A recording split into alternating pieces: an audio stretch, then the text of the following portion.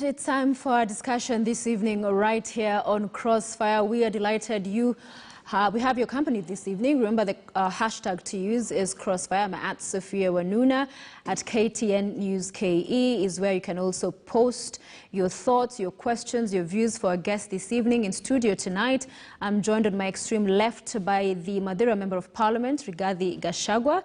In the middle is the former Tetu Member of Parliament, Ndungu Gethenji. And next to me is the ODM Secretary General, Edwin Sifuna. Gentlemen, thank you for making time for Crossfire this evening.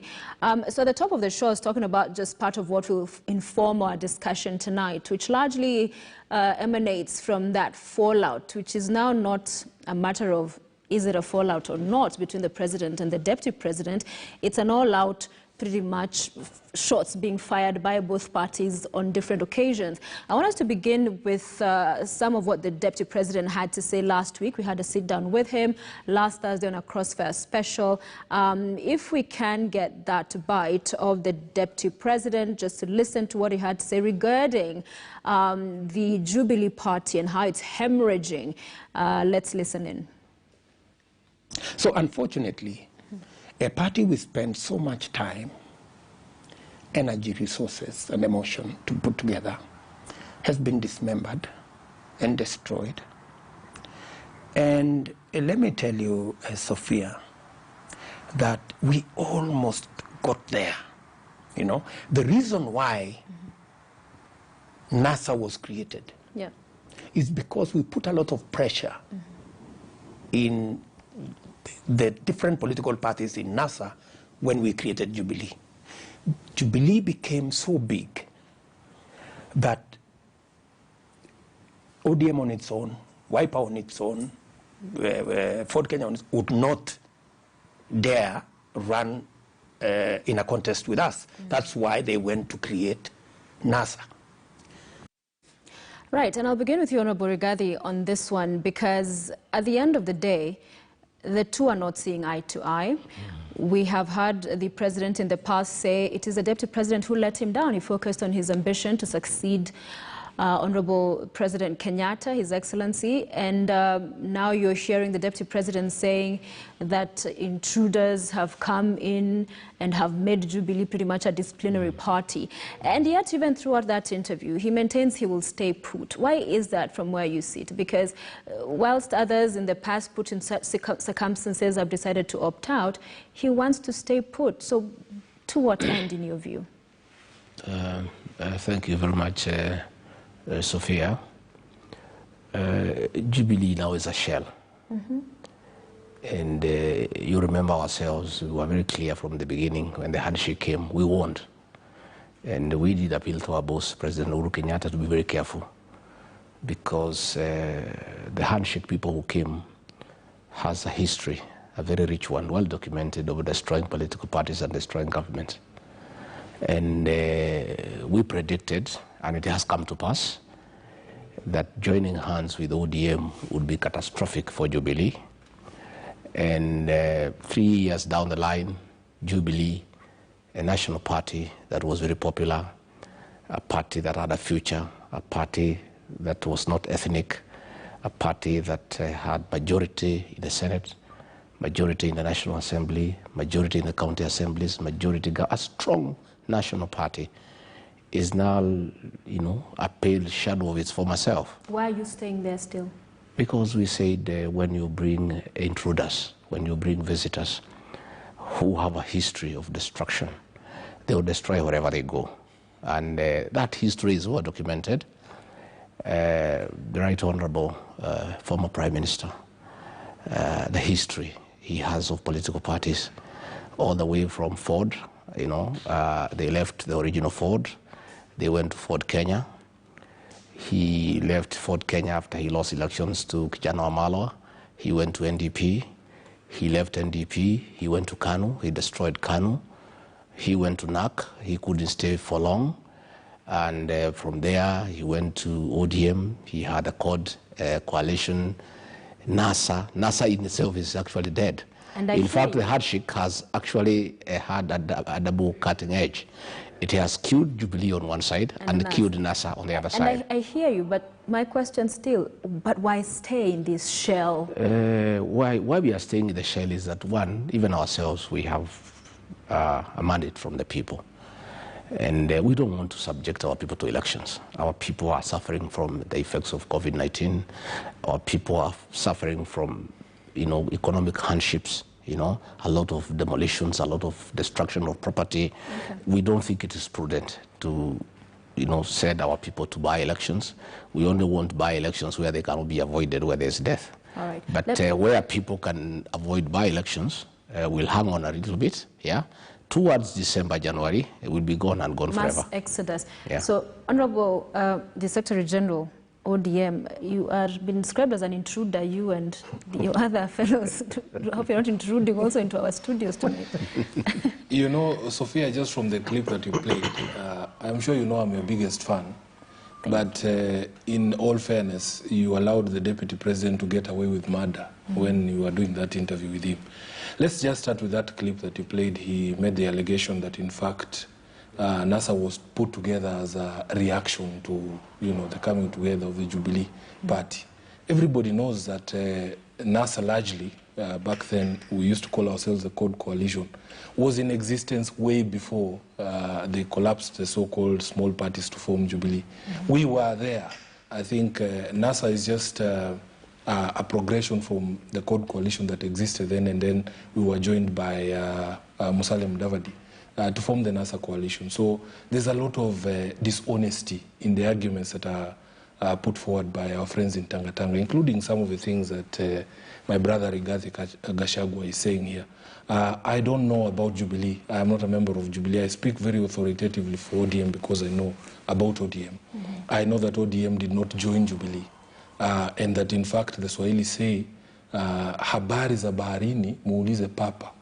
I mean, if the party leader of Jubilee has come out to tell the nation and everybody the reason why Jubilee disintegrated, he told us at Bomas, and I was there and you were there, and it was covered by national media.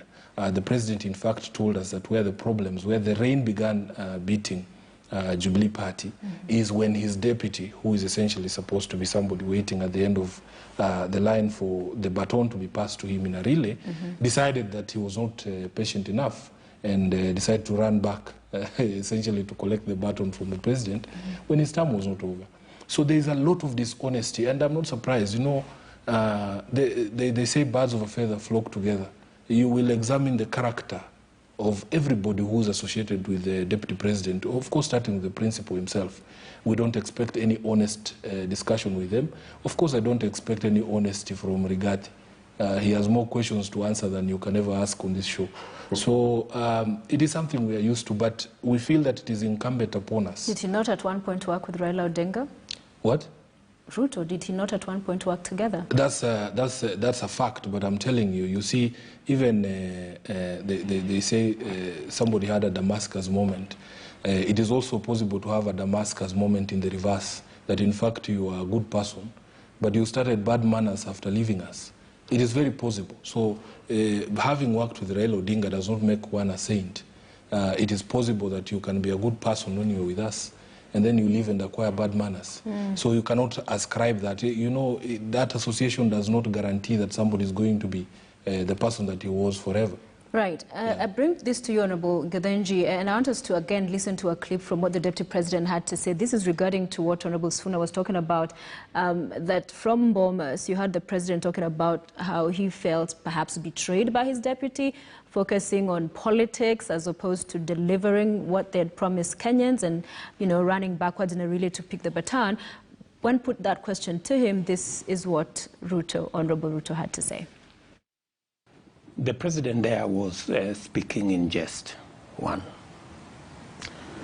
And when he said that, if you want to know what I was telling him, as I was telling him that he was almost handing over the baton to a member of a different team. That's what I was telling him. Right? And when you say a member of a different team, you mean?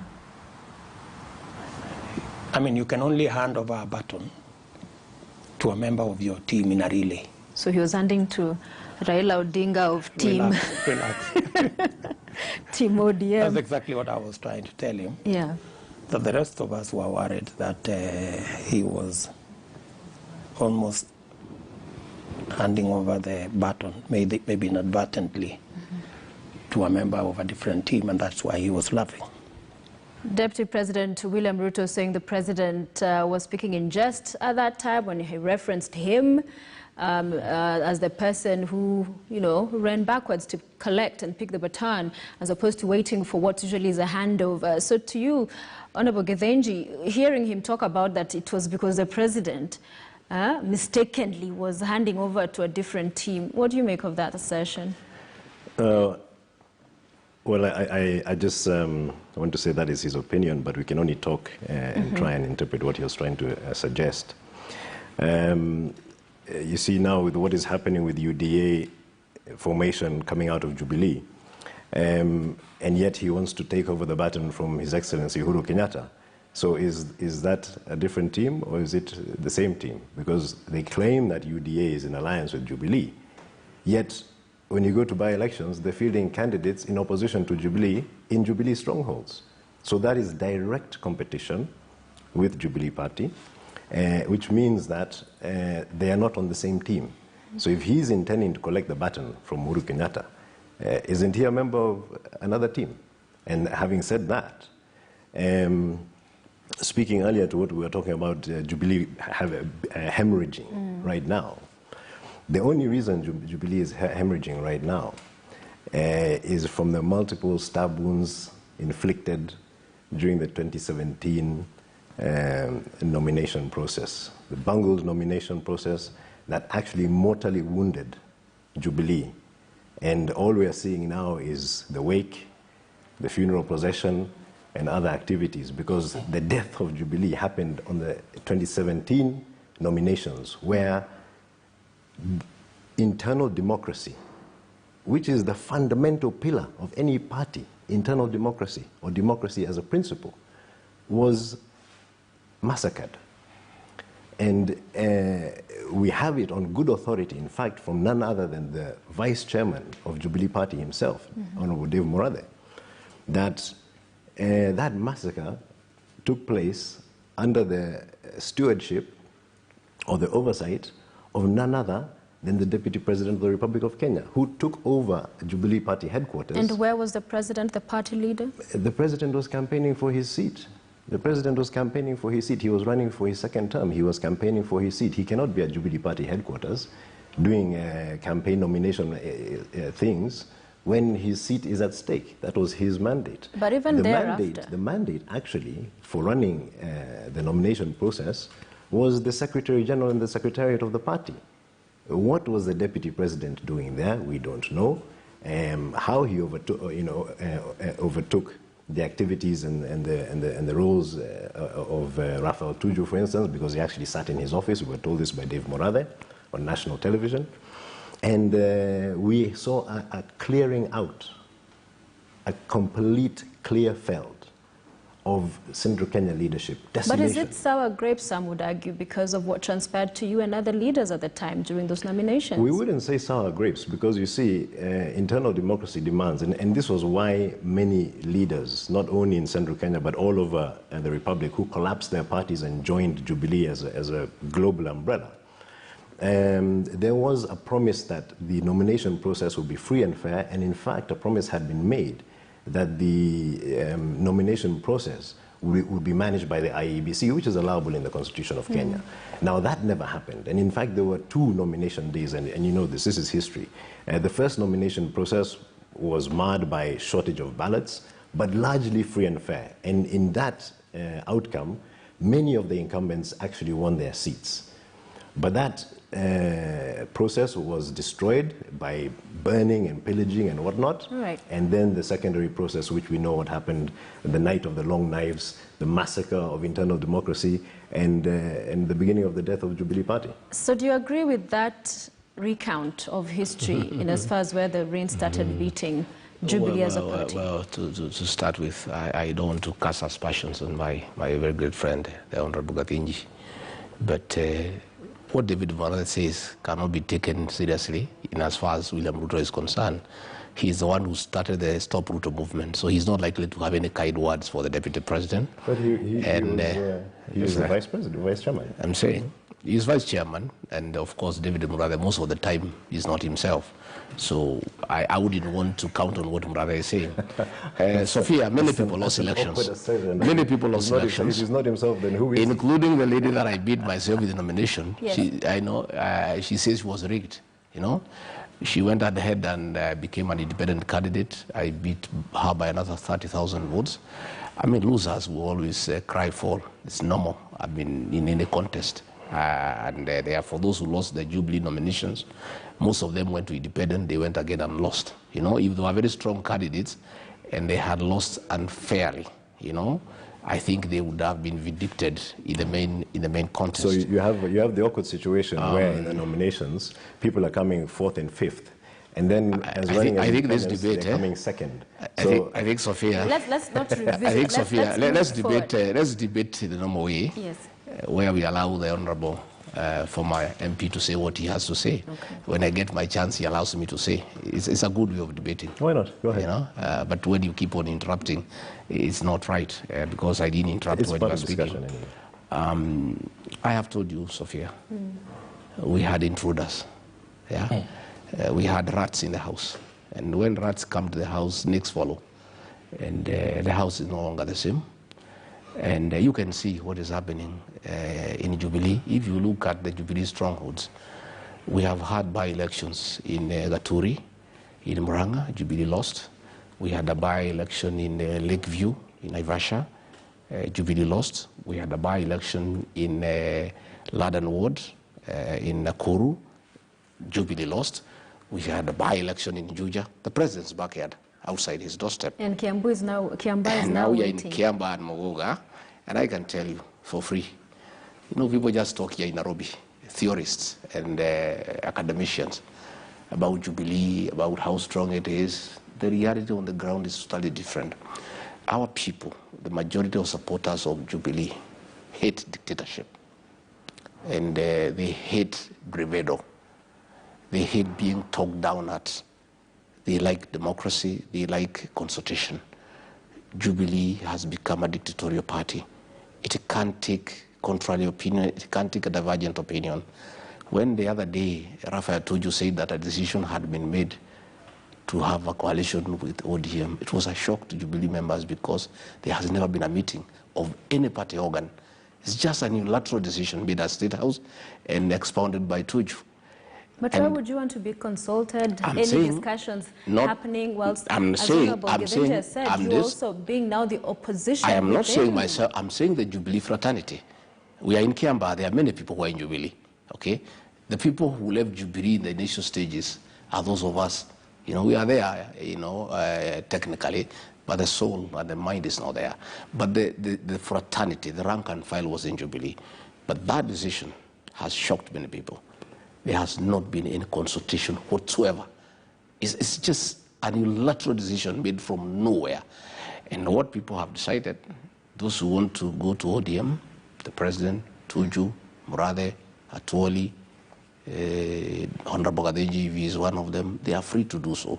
And there are no issues. And there are no issues. Yeah, there are no issues. But we are also asking, those who want to go to ODM, they must leave those of us who want to go elsewhere also to go. This is part of democracy. Okay. They should not try to intimidate us, to persecute us. They must allow everybody to go where you want to go. Jubilee is on its deathbed.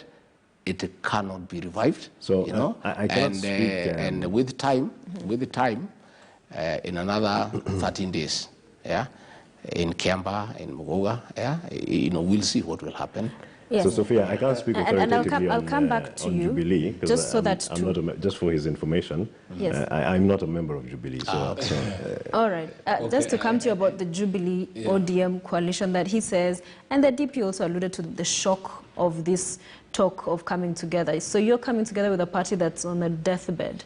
Yeah, first, let's address dishonesty again. And from that clip that you played, the Deputy President claimed that what he was trying to whisper to the President there was that he is handing the baton to somebody else. I would really be interested to know what overt actions the President had taken to give the impression that he was handing over the baton to somebody else, because we have heard from the President on this specific issue of 2022 that, in fact, in his discussions with Honorable Raila Odinga, the matter of 2022 has never come up, that, in fact, Raila has laid no demands at all about getting the baton from him in 2022. This is something that is as recent as the recent celebrations in Kisumu. And I want to warn my colleague, not my colleague, my friend, Honorable Gachagua. Maybe you're speaking of a future alliance already. Also that in fact, some of this language, as leaders, we should watch out for some of the imagery that we use. When you talk of intruders, when you talk of rats and snakes, this is the sort of language that puts us at a very high risk of conflict. Because you will know, and I recall, and as a member of Jubilee, you know, that in 2017 you guys were telling us that, in fact, the intention was to unite the entire country. Absolutely. And in fact, there were calls coming from your side that even we in the opposition should join you so that we are able to work together and to move forward. So it sometimes, you know, rubs us the wrong way when we see that we are being described in imagery such as intruders, rats, and snakes and so on and so forth. Haven't you also had takataka from your end? No, no, hasn't it been... listen, it's all a muddy affair. They say two wrongs don't make a right. Correct. And when I call out his wrong, you don't necessarily have to bring up my past. I'm just saying that, in fact, from the perspective of a leader, of the standing of Rigathi, he shouldn't be using such analogies. Let us accept that, in fact, it is possible for us as Kenyans to come together and to work together towards a common goal.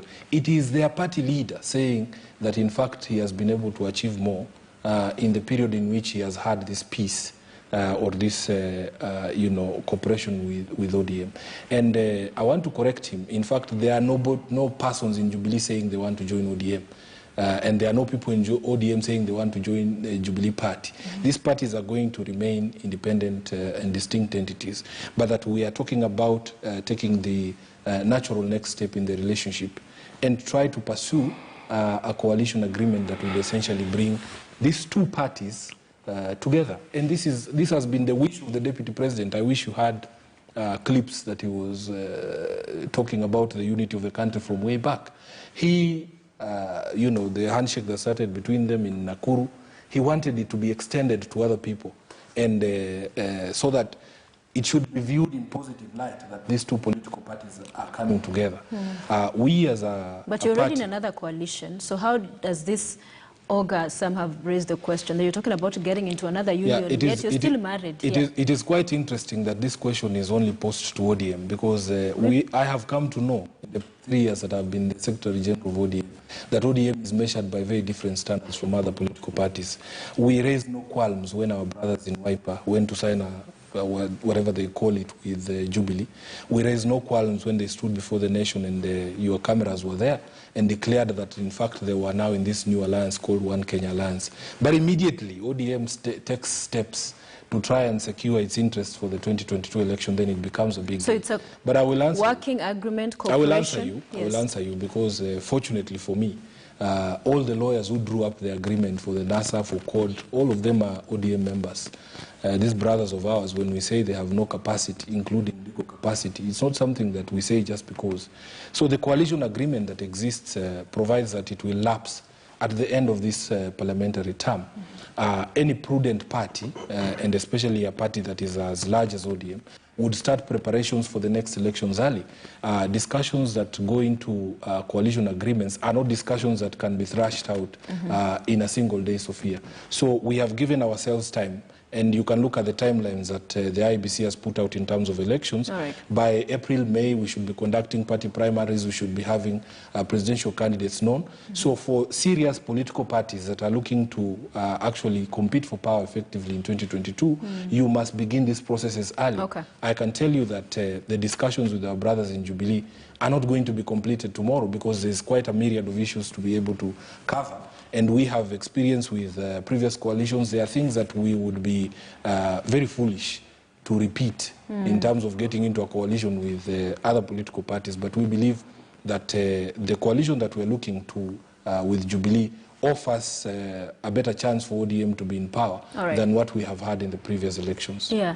For you, where you sit, Honorable Githinji, do you see from the President's recent sentiments and actions that, you know, asking leaders to come together, work together for the sake of country, is also pointing to, on the other hand, talking about majoritarianism, this seat, the presidency needs to go outside the two tribes, that it's anyone in essence, whether it's NASA, One Kenya Alliance, but Ruto. Do you get that messaging to be what, you know, is coming from the president? No, I don't think it is necessarily anyone but Ruto, but I think it's necessarily that it is not a must that Ruto becomes the president after Uhuru Kenyatta, because there was no deal to that effect in Jubilee. Yeah. Kumi yangu, kumi yake. Those are political statements, but in terms of how the party and the union between then URP and then TNA, the union between Uhuru Kenyatta and William Ruto, was actually condensed into a memorandum of understanding. There's actually a document, a physical document, an MOU,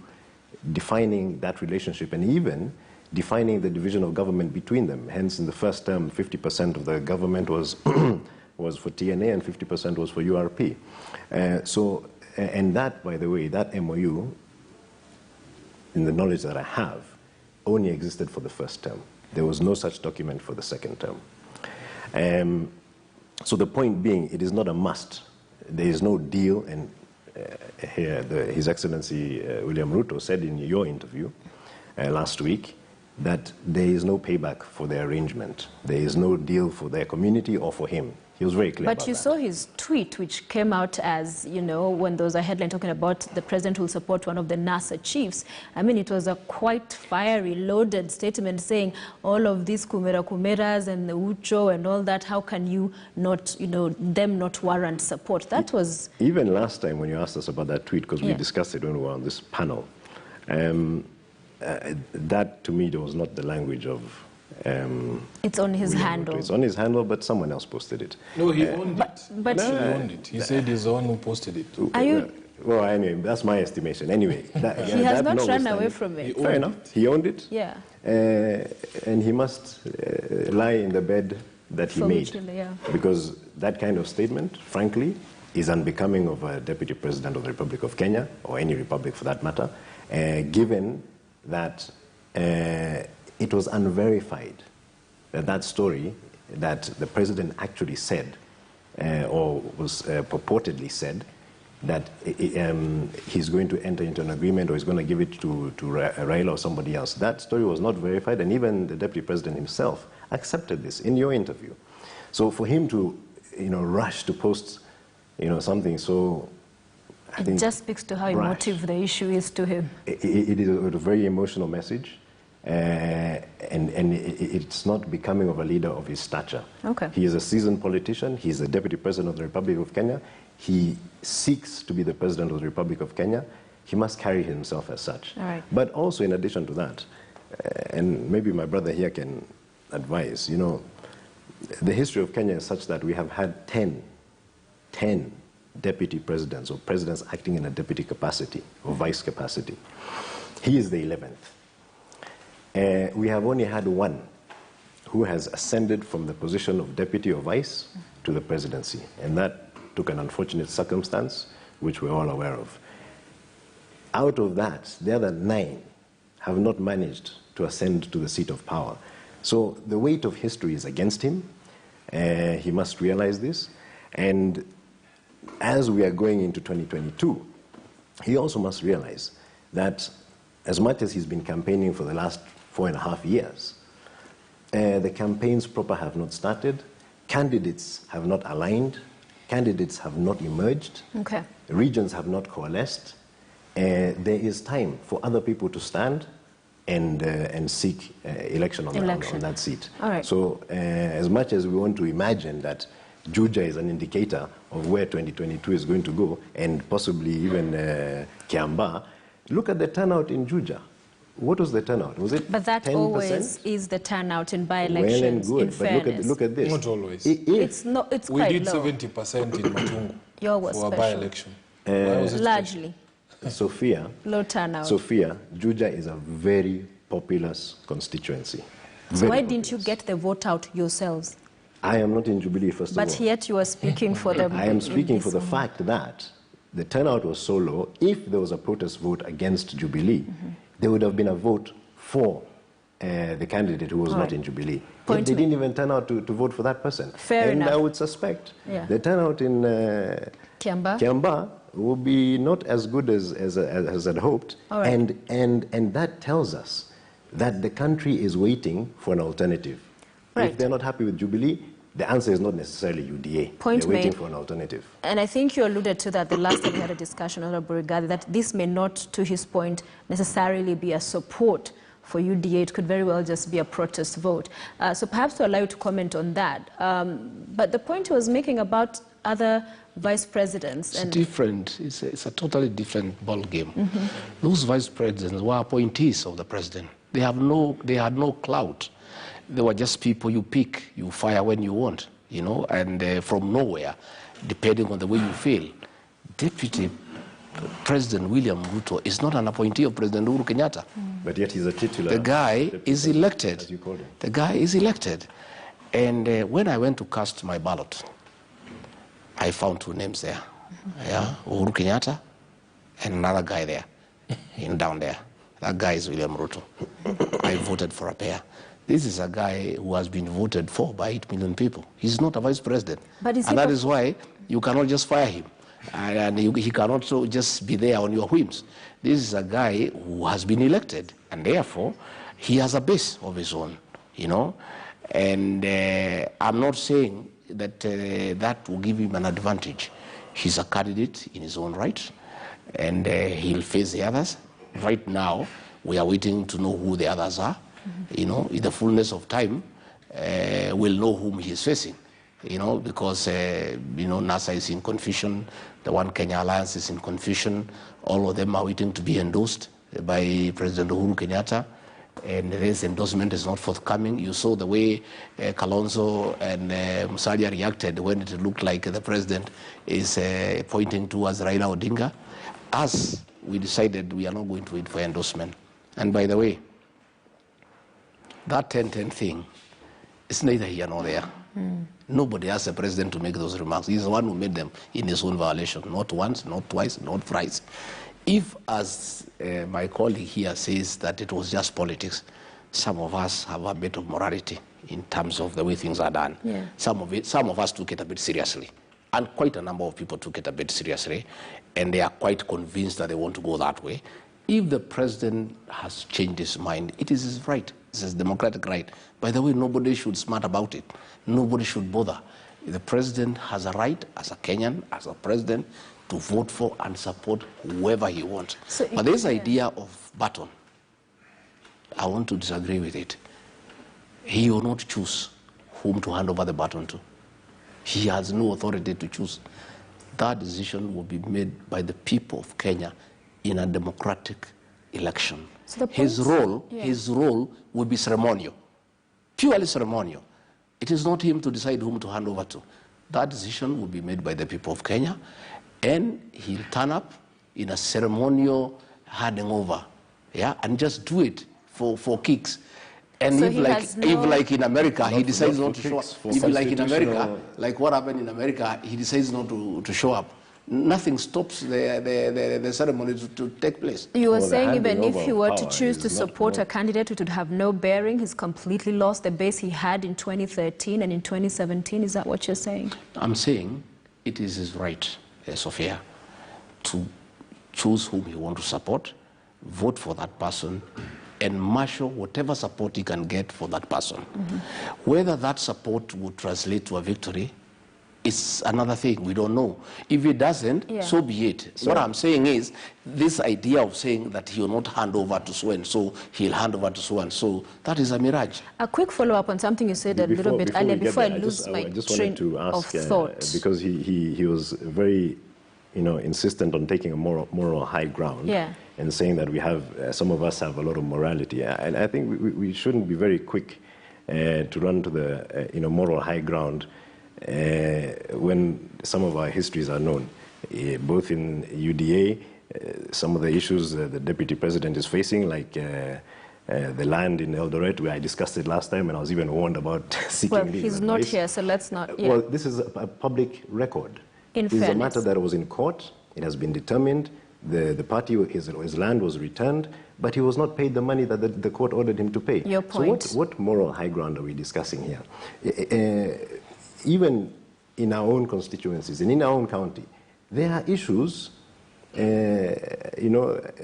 targeting some of us. Are you referencing, he was on the front page today, so perhaps let's address it head on, the article about Honorable Rigathi and some billionaire, 12 billion that the DCI are talking about coming after you. I'm not here to attack my county, but I am just saying, if you stand here in this podium, on this panel, and claim moral high ground, you will be brought down, because there are issues that are affecting your morality and your character, not only personally, but even the people you're associating with in that party we're calling UDA. Okay, you've made your point. 12 billion tenders. Allegedly trouble over the same asset and recovery have taken you to court over your billionaire status, is what this story alluded to. So let's get to that briefly. I had the president's lawyer talk very well about not condemning people unheard. I want the president to write on Kinoti not to condemn people unheard. Don't prosecute people in newspapers. Kinoti has prosecuted everybody in newspapers. You remember he said that 95 billion has been stolen from Kenya Pipeline. 2 years down the line, nothing has come out of it. You remember he said 9 billion had been stolen from NYS. When the people were finally taken to court, they were charged with 90 million. You remember, he said that somebody walked out with 4 billion in Westlands for Kimorel money in cash. Nobody has ever been arrested. In this case, so what I'm saying is, says it's coming for you. It's okay. There's no problem. You know the good thing about this country. There is a working justice system. And what we have a problem with is the use of the criminal justice system to persecute people politically. What we are saying, Sophia, if the DCI has evidence against Rigathi Gachagua, he takes him to court and prosecutes him. All right. If Rigathi Gachagua has stolen, he'll be convicted and jailed. But you don't just call newspapers and throw figures. Sophia, 12 billion is a lot of money. I've never seen that kind of money in my life. But I think they are good prayers. One day I'll have 12 billion. I've never seen that kind of money. Okay. But when you go and spoil people's name, and you see what has happened, Sophia, careers have been destroyed. There is a business in Thika where somebody was being asked to pay 41 billion. The business is worth 1.4 billion. 700 people lost jobs, they don't pay tax, and that business is totally destroyed. You just rush into things for political expediency. Fair enough. And what we are saying, and I liked what the lawyers for the president were saying, he should not be condemned unheard. Let his people not condemn people unheard. Okay, what do you make of that kind of a story? You're a lawyer. I'm a lawyer, and I subscribe to the innocent till proven guilty doctrine. But I also know that absence of evidence is not evidence of absence. And that we live in a country where it is very possible for you to circumvent the law. The absence of prosecution of people does not mean there was no wrongdoing. The absence of convictions in criminal cases does not indicate that crime was not actually committed. Because we are very clever people in this country. And money of the figures that are being thrown around by my brother Gachagua, 12 billion shillings, I can tell you for a fact, can get you a long way on the path of evading justice. This is something that we know as Kenyans and we live with every day. So the fact that Rigathi has not been prosecuted, or that in fact all this noise that we are hearing in the newspapers will amount to nothing, does not necessarily mean that there is actually no crime that was committed. That is the nature of the country we live in, and it is quite unfortunate. And for anyone to come and pontificate that in fact this is the evidence that in fact no wrong was done, is to take us for a ride. And we have to be very clear in our minds that in fact we live in a country where it is very easy to get away with murder. So if you have the right connections, you have the right amounts of money, you have the right lawyers, and you have the right judges. So let's bring the conversation back to what we're discussing earlier, and I'll put this question to you. Yes. Whether the fallout between the president and the deputy, from where you sit, that largely titular, no roles, they've been given to other people. So as principal assistant, it's other people assisting the president. Do you see that having an impact on the service delivery to Kenyans from where you sit? Or is it just a non-issue? I don't think so. You know, one of the biggest tragedies in our country is that many of the people who occupy these positions totally have no capacity for shame. I hold that the only distinction between us and animals is actually our capacity to feel things. You should be able to feel shame. You should be able to feel empathy for the people you're stealing from. You should be able to feel things. That is what makes you human. People have no capacity for shame at all. That in fact somebody can hold public office, draw public salaries, every day pontificate that in fact he has left this party, he has left this government, that he has no role in the things that are happening, that in fact they were doing better before.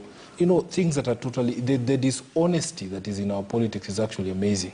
And I personally don't believe that there has been any impact on service delivery, because it is a lie that has been told to us. And Rigathi here knows that in fact when you choose a running mate, many of us who voted for Raila Odinga were voting for Raila Odinga. And that if you ask me, if that gentleman who was his running mate was on another side, whether I would put a tick or an X against his name, I wouldn't do it. Exactly. I would not do it. It is just fact, because we have history with him from 2007. So the truth of the matter is there is no impact at all in terms of service delivery, because by the president's own account, he has been able to do more than he ever did in the first term. This is not us saying these things, it is the president himself. And the deputy president. And the deputy president essentially, not being part of government, but government is running. There's nothing that has told, because he doesn't go to meetings and all he does is to chill at his hustler mansion in Karen and to entertain people. So if service delivery would have stalled, then he would have said that in fact it was the DP all the time that was doing those Let things. me weigh in on that point, because when we're talking about service delivery and the hold of the mandate, you know, in the first term, there was almost a co-presidency type situation where, you know, they would come out and make presidential appointments, you know, matching ties and matching shirts, you know, and even at one point, we're driving around parts of Nairobi, and the president and the deputy president are coming out of the same vehicle. I mean, totally unprecedented in the history of Kenya. So in that first term, you were seeing a role of William Ruto playing a co-type presidency. And now, when he's actually been relegated to the proper position that he deserves as the deputy president, he is not the co-president, he is the deputy. He would stand in if the president is not there, and he is designated duties by the president, not him to allocate himself duties. When that now proper redress of that awkward situation has been done, now we have a whole contingent of people crying foul, saying he's been sidelined, saying he's not been given jobs, but by his own admission, he's very busy. His calendar is full. So what jobs is he not being given? So we need to, as my brother here is saying, bring some honesty back into our political discourse, because there is too much, you know, posturing, claiming things which are not there, just to, you know, play to the gallery and incite the public's imagination against the president's last term. I mean, we know the president is going to leave in 2022. If you're dissatisfied with your position in the party, and this is the dishonesty that we're having in Jubilee, or that Jubilee is having within itself, if you're dissatisfied with the management and style that you are claiming you have been part of, in fact, that was a joint ticket, Ruto, Tano Tena. If you're dissatisfied with that arrangement, and you have another party which you're popularizing, I mean, the honest thing to do would be to go and set up your own shop outside of Jubilee. Stop causing They've already chaos. set up shop, as you said, Honorable Rigathi. So they seem to have set up a tent inside Jubilee that's going to be mobilized outside Jubilee in January, as you're saying, gone and gone forever, and hopefully gone for good, because, you know, the way it's looking, this inheritance of the presidency, I don't see it happening, given the formations that are taking place. And the point you've made, to return you to a remark you made earlier, Honorable Rigathi, that is it December or January, you're all leaving now Jubilee formally. And many would wonder if you're taking the Deputy President with you. Yes, of course. So he'll resign at that point? You know, Sophia, we want to be very realistic. Let me tell you the truth. All those guys you see hanging around Jubilee are not there. But most of them don't have the mettle to go what I'm going through, you know, because what has happened is that anybody who was an independent mind in Jubilee, they set the criminal justice system against you. They chased us away from parliamentary committees. They say they'll stop your projects. They said KRI for you. They said DCI for you. Not many people have the mettle to take it. A few people have. But many people are just waiting on the sidelines. A lot of governors are with us. They have files this thick by DCI, and they are held like this.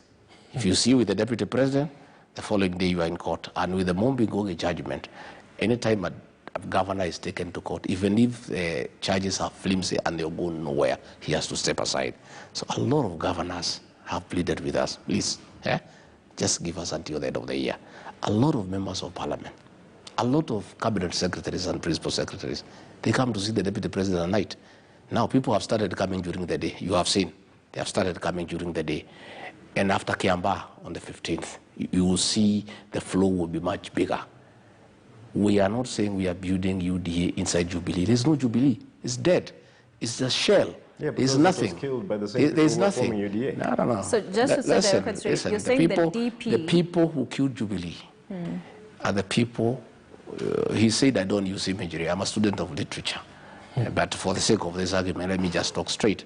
But imagery, you know, figurative language is good language for students of literature, because people understand much more. The people we are talking to, when we use figurative language, they understand much better.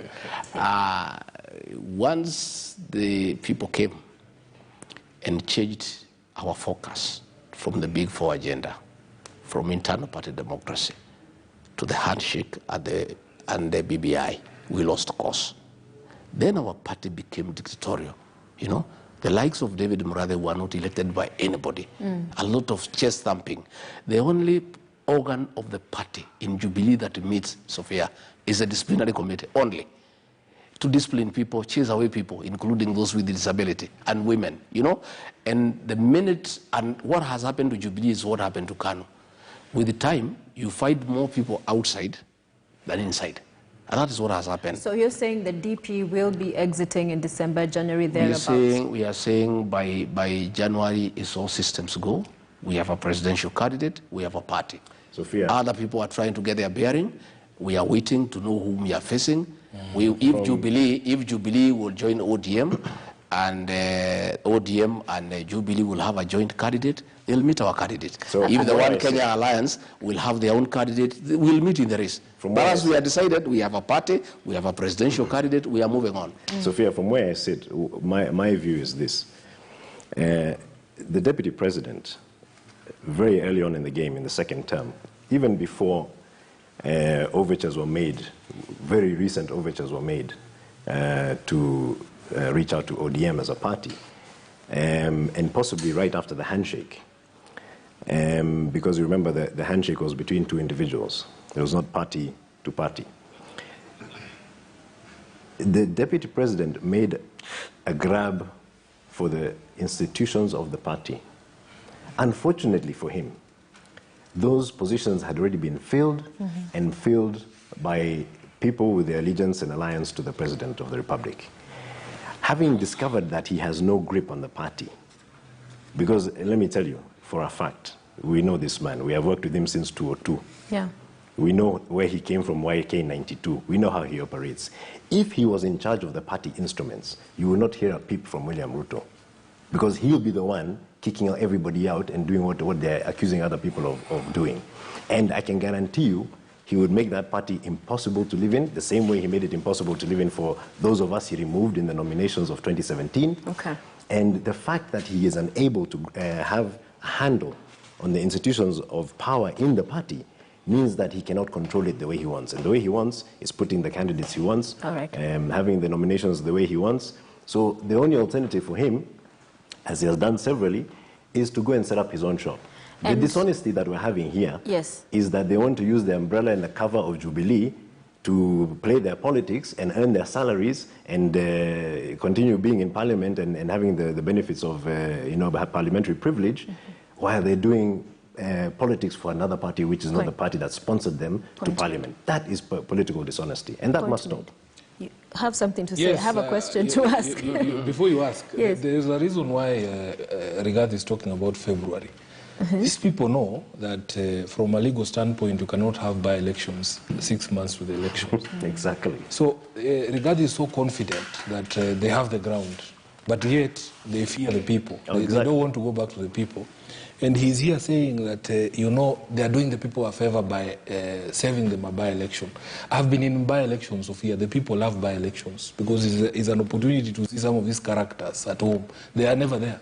So you cannot tell us that you are avoiding by-elections for the sake of the people. The people love by-elections. Even now in Kiambaa, they're having a ball. They get to see you, they get to hear from you, unawaachia ile kitu umewaletea. And, for someone who has the ground, he certainly has the money, allegedly. So why is he afraid of going to a by-election? That's the dishonesty we are talking to, because if on principle, you believe honestly that the party that you were elected on has lost the way and that the people are not there anymore and that you don't have to play all these deceitful games waiting until the law protects you from a by-election, then you go there. And by the way, when the history of the nation is written and the question of where this political inhygiene began, it will fall back to your patron, William Ruto. Because he is the one who started by poaching people from other political parties, defending them when there was an opportunity to have them disciplined and so on and so forth. And even the claim here that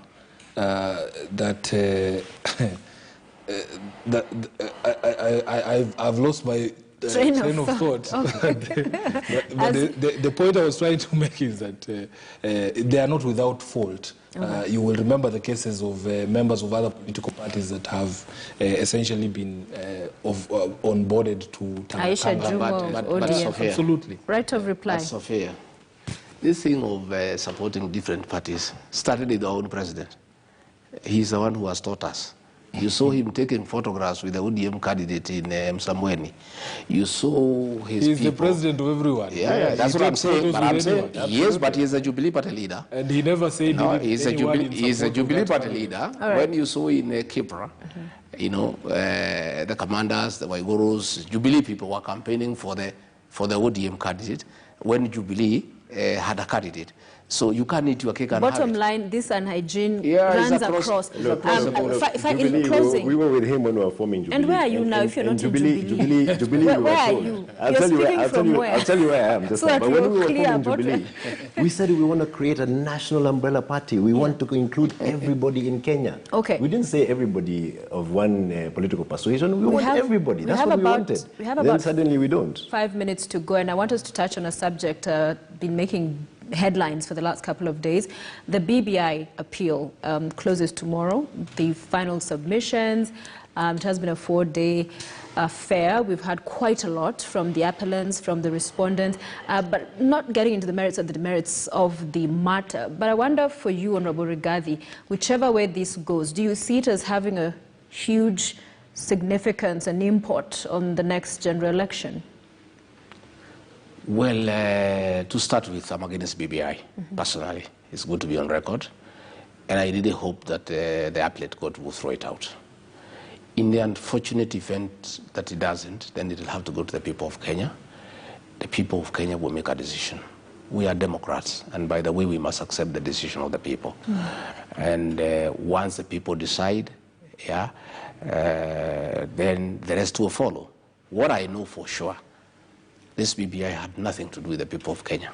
Even my colleague, he has put it well, the hardship was about 2 people. It had nothing to do with the people of Kenya. It's about 2022. It's about expanding the executive to create a coalition.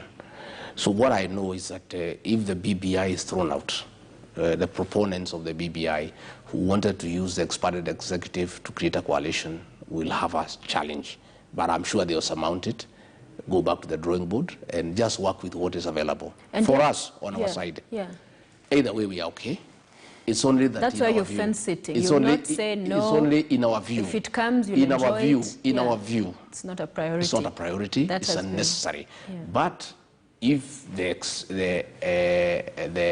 executive is expanded, we are there. We have a lineup.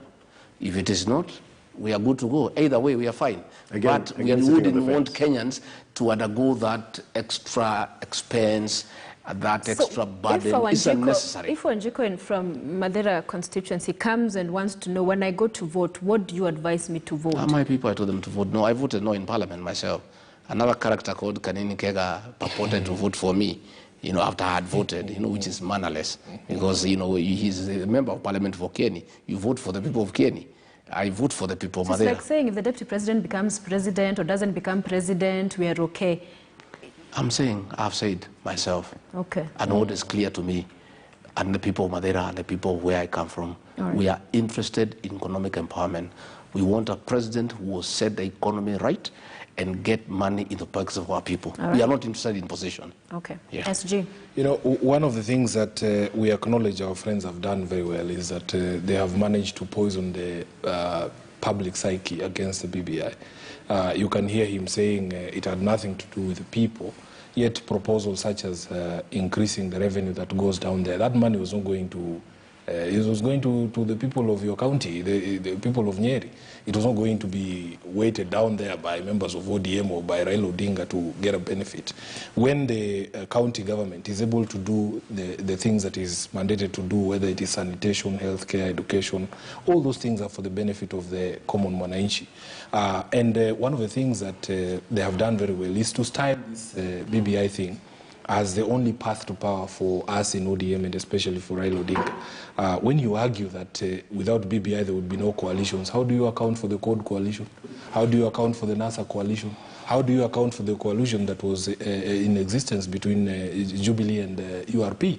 Because those coalitions were formed in the absence of this so-called new structure. If there is a discussion of how we can improve the lot of Kenyans, it really should not be looked at from the perspective of elections. Raila Odinga and ODM do not need to hide behind any effort or any initiative. Yet now we're hearing Junet might be, you've seen those memes, Raila and then Waweru, Uhuru, no, it is a technical, it is a technical term that is used in the constitution on who a promoter is. And once you make the distinction between a promoter and an initiator, because it would be something else if on the day that they shook hands, they also gave us a bill and told us to go and collect signatures. But that's not what happened. No, but that's the point that I'm making, that in fact, when people make legal distinction between an initiator and a promoter, it is only this meme level thinking that tries to conflate issues. But the truth of the matter is we are very proud of the work that has been done by the legal representation from our side in the Court of Appeal. We believe that they have been able to bring out some of the very difficult arguments that the High Court was trying to push, and we hope that at the end of the day we will get a favorable decision. But if you don't, but that in fact it is not life and death. It is not life and death. Of course, the appellants, you will know that ODM as a party is not a party to that petition. Raila is. Yes, but in his private capacity as Raila Odinga. So ODM, for whom I speak, is not a member. Okay. So that I would not know if the parties would want to appeal to the Supreme Court. So but allow me to weigh just as I BBI. finish, Gethinji, what we have done as a party, and I'm sure you can see, we are preparing the party for elections in 2022. Yesterday we announced mass grassroots recruitment. We are going to have our harmonization and grassroots elections after that. Okay. And then we proceed with other issues, including identification of candidates for purposes of that election. We are preparing the party for elections. We're not waiting for the decision of the Court of Appeal. And Jimmy Wanjigi may run in your party. Jimmy Wanjigi is a member of ODM. And every member of ODM is free to express their interest in whatever seat, including Sifuna, who is the history of the party. All right. So on BBI for me, I find it very awkward when a historical imbalance, particularly in the Kenya case, where we have a democratic process that doesn't really allow for one man, one vote, and money to follow people. This has been a historical imbalance in Kenya, where, for instance, in Parliament, the populous, regions, say constituency, counties, and regions generally, are underrepresented in Parliament. So you have huge constituencies represented by one candidate, and then very small constituencies represented again by one candidate. So you don't have a one man, one vote situation there represented. So I find it very disingenuous and very dishonest when leaders from populous regions go and decampaign the campaign to redress that historical injustice or imbalance. Because ultimately, what is democracy? If you cannot have representation for the people that are there in terms of volume and number, then that system is not functional. And now with BBI, there's a direct a campaign to address and make functional one man, one vote, and take money to people. So one man, one vote, 1 shilling. And how can you hate that? How can that be wrong? This is what happens all over the world. That it's a representational democracy. Okay. People represented by in certain numbers, and so that is reflected. The population balance is reflected in Parliament, in other legislative assemblies. How can that be bad? And so when I have leaders, especially from Central Kenya and Mount Kenya region, who are saying BBI ni mbaya, BBI is bad, BBI is about Raila Odinga, I'm sorry. Madeira is one of the most populous constituencies in Nyeri County. Madeira has a case for splitting that constituency to be 2 because there are too many. They need 2 MPs. And therefore, instead of getting 100 million for CDF, they get 200 million. So when our leaders, that's one example, when our leaders go and decampaign that, then it makes me wonder, are they really for the people? Are they for democracy? Or are they for some other interest? I will give you the last word because you have been... Yes, Sophia, 1 minute. The BBI doesn't have 1 man, 1 vote, 1 shilling. Yes. From the new formula, the people of Kiambu will get 7 shillings. The people of Turkana will get 20 shillings. That is not 1 man, 1 vote. All those things are sweeteners. When you talk of 35%, when you talk of 35%, when you talk of 35%, he has the wrong information. When you talk of 35%, let me finish. When you talk of which are not facts. When you talk of 35%, even the 15% is not available. Because you are stealing every day. It's not available. Secondly, in the schedule that is attached to the BBI, Nyeri does not get an extra constituency. So Madeira will not get an extra constituency. That's what you should be arguing for. Kieni, which is 52% of Nyeri, doesn't get an extra constituency. Instead of saying we don't have it, that is what we should be fighting for. We should be saying Madeira needs 2, Kieni needs 2. Gentlemen, so Nyeri gets an extra 2. That's what we should be fighting for. I don't know why we have to go, because I need to make this point. Because our time is up. And you have not allowed him to finish. The baby out with the have not allowed him to be campaigning. Let him land with 5 seconds. He's being dishonest. And Napo County receives 1.2 billion a year, and there's still 2 billion in one day. This BBI is in court. We have clearly not managed to not get into the details of it all. Let's wait for what the Court of Appeal will decide. And perhaps this will be a conversation we'll be having when we now know we'll be going to a referendum, or if it's no referendum at all. Thank you, gentlemen, for being part. Do we have to go? I personally don't. We can sit here. Too much fun. We can sit here until a little bit longer. Edwin Sifuna is the Secretary General ODM Party in Ndongo Ngendenji, former Member of Parliament Tetu. And you didn't, where are you? Tell you where I am. In 5 seconds. So now Central Kenya, we're Mount Kenya region, we're having an initiative to bring the mountain together so that we can have a unified vote. We are the largest voting bloc in the Republic. We are 8 to 10 million votes. So to be called Mount Kenya Party or what? Not a party. We want unity first, and then we reach out to other communities so that we can make a viable voting bloc so that we can win power. Which vehicle? Vehicle will come. Right now we want unity. Once you have unity, then we can negotiate. We can call Sifuna and tell him, hey guy, how many votes do you have? We can even talk to my brother here and say, you guys have very little votes, but we can help you. and so that's where we are, and that's where we're going. former Tete Member of Parliament, thank you for being with us, as well as Rigathi Gachagua, who's the Madeira MP as well. We appreciate all of you being here. Clearly, Sifuna having too much fun on Crossfire. Let's do this again soon. Please. And to you all who watched and joined us this evening, on behalf of the team that made the show possible, we thank you for watching. Have a blessed evening.